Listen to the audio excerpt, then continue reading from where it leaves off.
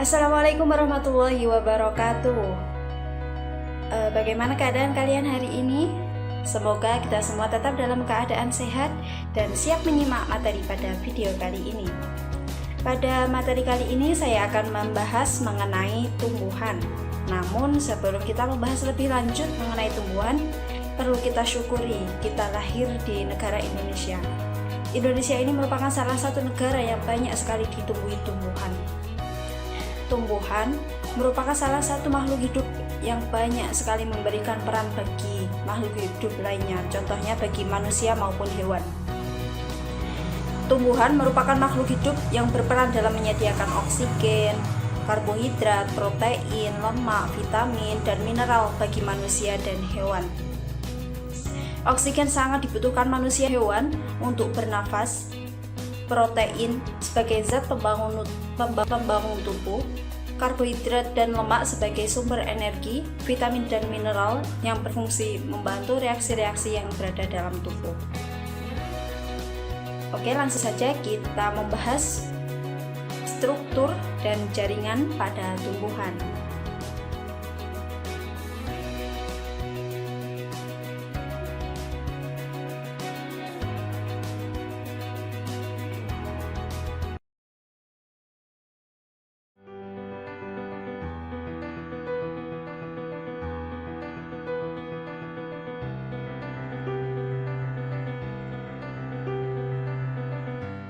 Mari kita amati gambar berikut. Apakah kalian pernah mengamati bagian-bagian tumbuhan dengan seksama? Tahukah kalian, tumbuhan tersusun atas organ dan jaringan apa saja? Apakah kamu juga tahu struktur dan fungsi dari masing-masing organ dan jaringan penyusun tumbuhan? Untuk mengetahui lebih lanjut mengenai jawaban-jawaban dari pertanyaan tersebut, marilah kita pelajari langsung saja materi tumbuhan pada video kali ini.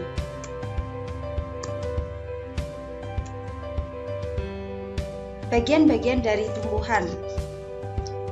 Bagian-bagian dari tumbuhan secara umum terdiri atas dua organ, yaitu organ vegetatif dan organ generatif.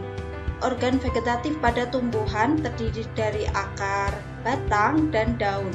Sedangkan organ generatif pada tumbuhan itu terdiri dari bunga, buah, dan biji. Yang pertama ada akar. Akar merupakan organ yang paling bawah pada tanaman. Fungsi akar ini yaitu untuk menyerap air dan mineral yang terlarut di dalam tanah. Untuk menunjang fungsi ini, akar dilengkapi dengan bulu-bulu akar yang berfungsi untuk memperluas bidang permukaan akar. Terdapat dua jenis sistem perakaran pada tumbuhan, yaitu sistem perakaran serabut dan sistem perakaran tunggang. Tumbuhan monokotil seperti padi, jagung, dan rumput memiliki sistem perakaran serabut. Sebaliknya, pada tumbuhan dikotil seperti pada tumbuhan kacang tanah dan mangga memiliki sistem perakaran tunggang. Di bawah ini merupakan gambar dari sistem perakaran serabut dan sistem perakaran tunggang. Akar memiliki fungsi untuk menabatkan tumbuh-tumbuhan pada tanah atau medium tumbuhnya. Akar menyerap air dan mineral dari dalam tanah atau pada medium tumbuhnya. Pada beberapa tumbuhan, akar mengalami modifikasi, dapat memiliki fungsi untuk menyimpan cadangan makanan, misalnya pada singkong dan bengkuang, serta berfungsi untuk menyerap oksigen atau untuk bernafas, misalnya pada tumbuhan bakau.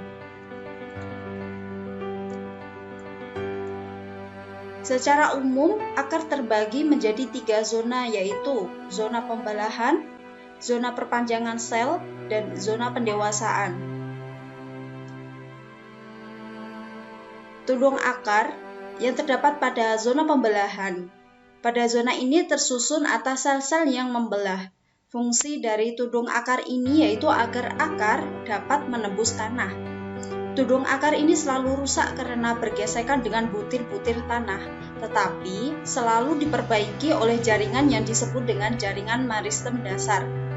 sel-sel di dekat tepi tudung akar dan meristem ini mengeluarkan zat-zat kimia yang mendukung terus tumbuhnya akar. Lalu, di belakangnya zona pembelahan ini terdapat zona kedua, yaitu zona pemanjangan sel. Dan zona ketiga yaitu zona pematangan dan pendewasaan. Nah, pada zona inilah terdapat bulu-bulu akar dan akar sekunder.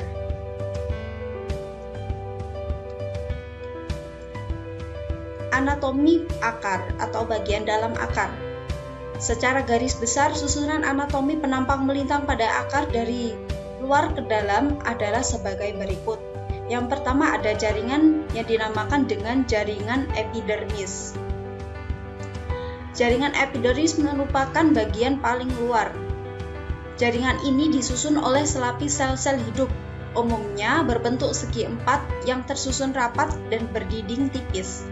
Bagian ini berfungsi untuk menutupi dan melindungi jaringan yang berada di bagian dalam. Pada zona pendewasaan sel, beberapa sel epidermis ini mengalami modifikasi bentuk menjadi bulu-bulu akar. Lalu yang kedua ada korteks. Korteks disusun oleh jaringan parenkim. Jaringan parenkim disusun oleh sel-sel berdinding tipis. Susunan sel kurang rapat sehingga mempunyai ruang antar sel. Ruang antar sel ini berguna untuk pertukaran gas antar sel. Jaringan parenkim merupakan jaringan dasar yang berfungsi memperkuat akar dan menyimpan cadangan makanan. Anatomi atau bagian dalam akar selanjutnya yaitu ada endodermis. Endodermis ini disusun oleh selapis sel yang merupakan batas antara korteks dan silinder pusat. Pada zona pendewasaan sel, beberapa sel mengalami modifikasi membentuk akar sekunder. Struktur anatomi akar selanjutnya yaitu ada yang dinamakan dengan stele. Stele ini merupakan bagian yang terdalam dalam tumbuhan. Bagian terluar stele ini disebut perisikel atau kambium, yang bersifat meristematis. Di dalamnya terdapat ikatan pembuluh yang terdiri atas xilem atau pembuluh kayu dan floem atau pembuluh tapis. Pada akar tumbuhan dikotil, antara xilem dan floem terdapat kambium sehingga dapat tumbuh besar. Sedangkan pada akar tumbuhan monokotil, antara xilem dan floem tidak terdapat kambium sehingga tidak dapat tumbuh membesar. Ikatan pembuluh ini akan dibahas pada bagian tersendiri. Bagian terdalam dari akar ini berupa empulur yang disusun oleh jaringan parenkim. Yang selanjutnya, bagian atau organ dari tumbuhan itu ada batang. Batang umumnya berbentuk panjang bulat seperti silinder, memiliki ruas-ruas atau internodus yang masing-masing dibatasi oleh buku-buku atau nodus. Pada nodus inilah tempat melekatnya daun dan tunas. Batang memiliki banyak sekali fungsi lain, yaitu untuk menyongkong bagian-bagian tumbuhan yang berada di atas tanah, dan sebagai jala pengangkutan air dan mineral dari akar menuju ke daun, serta jalan pengangkutan makanan dari daun ke seluruh tubuh-tumbuhan. Pada umumnya batang tanaman dikotil itu bercabang, sedangkan batang pada tanaman monokotil itu tidak bercabang. Di bawah ini merupakan gambar perbedaan struktur luar batang monokotil dan batang dikotil. Yang sebelah kiri ini merupakan batang bambu yang termasuk batang dikotil, dan sebelah kanan ini merupakan batang pohon serikaya atau batang dikotil. Anatomi dari batang. Yang pertama ada juga jaringan epidermis. Merupakan jaringan terluar dari batang. Jaringan ini berfungsi untuk melindungi batang. Bagian epidermis yang tidak tertutup oleh gambus ini disebut dengan lentisel. Yang kedua ada korteks. Korteks terdiri atas jaringan parenkim yang merupakan jaringan dasar. dan berfungsi memperkuat batang. Selain itu, korteks juga tersusun atas jaringan penguat atau penyongkong yang terdiri dari jaringan kolenkim dan sklerenkim yang berfungsi untuk memperkuat batang. Jaringan selanjutnya ada endodermis. Pada tumbuhan berbiji tertutup disusun oleh selapis sel yang mengandung zat tepung. Zat tepung ini biasanya disebut juga dengan istilah sarung tepung. Anatomi batang selanjutnya yaitu ada stele. Stele ini terdiri atas perisikel yang merupakan bagian terluar dari silinder pusat. Ikatan pembuluh terdiri atas floem dan xilem dan terdiri dari jaringan parenkim.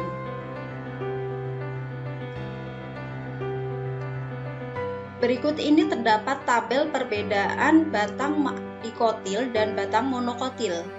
Faktor pembedanya terletak di letak ikatan pembuluh dan kambium. Pada batang dikotil letak ikatan pembuluhnya teratur, sedangkan pada batang monokotil letak ikatan pembuluhnya itu tersebar. Kambium pada batang dikotil itu ada sehingga dapat tumbuh besar, sebaliknya pada batang monokotil kambium tidak ada sehingga tidak dapat tumbuh membesar. Ikatan pembuluh di dalam batang berfungsi menyediakan sarana pengangkutan air dan mineral serta hasil fotosintesis. Fungsi batang yang lain yaitu sebagai tempat melekatnya daun, tempat berlangsungnya transpirasi dan pertukaran gas melalui lentisel, serta mengarahkan daun ke sumber cahaya. Nah, di bagian kanan ini terdapat tumbuhan yang menyimpan cadangan makanannya di batang. Yang pada bagian A ini merupakan tumbuhan tebu, yang B ini merupakan tumbuhan kentang, dan yang C ini merupakan rimpang kunyit. Ketiga contoh tumbuhan ini merupakan tumbuhan yang menyimpan cadangan makanan di batang. Oke, bagian selanjutnya pada tumbuhan yaitu daun. Daun berasal dari bagian embrio yang terdapat di dalam biji, yaitu kotiledon atau daun lembaga. Adapun warna hijau pada daun ini disebabkan karena adanya klorofil atau zat hijau daun. Daun yang lengkap itu terdiri dari pelepah daun, tangkai daun, dan belayan daun. Contohnya yaitu pada daun pinang. Sedangkan daun yang hanya terdiri atas tangkai daun dan helaian daun dapat kita temui pada daun nangka. Untuk daun yang hanya terdiri dari pelepah dan helaian daun dapat kita temukan pada daun padi. Tangkai daun berlanjut ke tulang daun. Tulang daun bercabang-cabang membentuk jaringan pembuluh akut. Pada umumnya tipe tulang daun monokotil adalah sejajar atau melengkung, sedangkan tipe tulang daun dikotil itu menyirip atau menjari. Nah, di samping ini terdapat gambar perbedaan antara struktur luar daun monokotil dan daun dikotil. Yang pada bagian A ini merupakan daun pepaya dan yang merupakan contoh daun monokotil, dan bagian B ini merupakan daun jagung yang merupakan contoh daun dikotil atau peruratannya itu sejajar, sedangkan pada pepaya tadi peruratannya menjala. Berdasarkan susunannya, daun ini dibedakan menjadi dua macam, yaitu daun tunggal dan daun majemuk. Dikatakan daun tunggal karena pada satu tangkai itu hanya terdapat satu helaian daun. Sedangkan dikatakan daun majemuk ini dikarenakan pada satu tangkai ini terdapat berbagai macam daun. Fungsi dari daun yaitu sebagai tempat berlangsungnya fotosintesis. Fungsi daun yang lain adalah sebagai tempat berlangsungnya proses respirasi, transpirasi, dan gutasi. Pada tumbuhan tertentu, daun mempunyai fungsi khusus antara lain untuk menangkap mangsa, misalnya itu pada kantong semar, sebagai pelindung dari gangguan hewan, misalnya itu kaktus atau duri kaktus, yang merupakan modifikasi dari daun. Sebagai alat reproduksi secara vegetatif itu contohnya pada tanaman sosor bebek. Anatomi atau bagian dalam dari daun itu terdiri dari lapisan kutikula, merupakan lapisan paling atas serta sukar ditembus oleh air karena mengandung zat kitin dan lilin. Selanjutnya ada epidermis atas. Pada epidermis atas ini merupakan jaringan terluar yang berfungsi untuk melindungi bagian-bagian daun yang berada di bawahnya. Selanjutnya itu ada mesofil. Mesofil atau daging daun. Terdiri atas dua macam jaringan, yaitu jaringan pagar atau jaringan tiang atau parenkim palisade dan jaringan bunga karang atau parenkim spons yang berfungsi sebagai tempat berlangsungnya fotosintesis. Lalu ada ikatan pembuluh. Ikatan pembuluh ini terdiri atas xilem dan floem yang terdapat pada tangkai daun dan tulang-tulang daun. Lalu anatomi daun selanjutnya itu ada epidermis bawah. Pada epidermis bawah ini merupakan lapisan terbawah dari daun. Pada umumnya, di lapisan epidermis bawah ini ditemukan lebih banyak stomata, tetapi lapisan kutikulanya lebih tipis atau tidak ada. Bagian dari tumbuhan selanjutnya yaitu bunga. Bunga ini merupakan alat reproduksi generatif pada tumbuhan. Bunga ini biasanya memiliki warna yang menarik dan berfungsi untuk menarik serangga atau hewan lain yang dapat membantunya nanti dalam proses penyerbukan. Secara umum bunga ini tersusun atas dua bagian utama, yaitu perhiasan bunga dan alat reproduksi bunga. Perhiasan bunga ini meliputi tangkai, kelopak, dan mahkota bunga. Di samping ini terdapat struktur dari bunga yang terdiri dari tangkai. Di sini ada kelopak, ada bakal biji, ada mahkota bunga, ada tangkai putik, ada kepala putik, di sini ada benang sari, dan di sini ada kandung lembaga atau bakal biji. Alat reproduksi pada tumbuhan inilah yang dinamakan benang sari, atau ini sebagai alat kelamin jantan, dan putik ini sebagai alat kelamin betina. Bunga memiliki bagian-bagian tersebut atau disebut bunga yang memiliki bagian-bagian tersebut ini disebut dengan bunga lengkap. Sedangkan bunga yang tidak memiliki salah satunya itu disebut bunga tidak lengkap. Berdasarkan keberadaan alat reproduksinya dalam satu bunga, ada bunga yang memiliki benang sari dan putik dalam satu bunga. Bunga yang demikian ini merupakan bunga sempurna, namun ada juga yang hanya memiliki satu alat kelamin saja dalam satu bunga, atau bunga ini disebut bunga tidak sempurna. Tumbuhan monokotil dan dikotil ini dapat dibedakan pula berdasarkan karakteristik bunganya, yaitu jumlah bagian-bagian dari bunga. Tumbuhan monokotil mempunyai bagian-bagian bunga seperti daun kelopak, daun mahkota, dan benang sari yang berkelipatan 3. Pada tumbuhan dikotil mempunyai bagian-bagian bunga yang berkelipatan 4 atau 5. Bagian terakhir dari tumbuh-tumbuhan itu ada buah dan biji. Salah satu bagian dari bunga yaitu putik atau pistilum. Putik ini terdiri atas 3 bagian, yaitu bagian dasar yang menggelembung disebut bakal buahnya nanti atau ovarium, bagian yang memanjang atau disebut tangkai putik atau stilus, dan kepala putik atau stigma. Di dalam bakal buah ini terdapat satu atau lebih bakal biji atau ovul. Pada perkembangan selanjutnya, bakal buah ini akan berkembang menjadi buah dan bakal biji juga akan berkembang menjadi biji. Buah yang lengkap ini tersusun atas biji, daging buah, dan kulit buah. Kulit buah yang telah masak ada yang dapat dibedakan menjadi 3 lapisan, yaitu epikrap atau paling luar dari buah, lalu ada mesokrap atau bagian tengah, dan endokrap atau bagian dalam dari kulit buah ini. Buah dibedakan menjadi beberapa macam, antara lain ada buah sejati, buah semu, buah sederhana, buah ganda, dan buah majemuk. Selain berfungsi menyimpan cadangan makanan, buah juga berfungsi membantu pemencaran atau penyebaran tumbuhan agar ia bisa tumbuh kembali di tanah Sedangkan biji terdiri atas kulit biji, endosperma, dan embrio. Embrio ini terdiri atas akar lembaga atau radikula, daun lembaga atau kotiledon, dan batang lembaga. Daun lembaga dan batang lembaga sering juga disebut plumula atau pucuk lembaga. Biji ini juga berfungsi menyimpan cadangan makanan dan membantu penyebaran tumbuhan. Nah, di sini ada struktur puting yang saya sebutkan tadi. Di sini ada bakal buah yang dinamakan bakal buah itu di sini, atau yang disebut dengan ovarium. Ada bakal biji di sini atau ovul. Ada tangkai putik dan ada kepala putik. Lalu di sini ada bagian-bagian dari buah mangga. Di sini ada biji, ada daging buah, dan ada kulit buah. Sekian video pada kali ini. Terima kasih.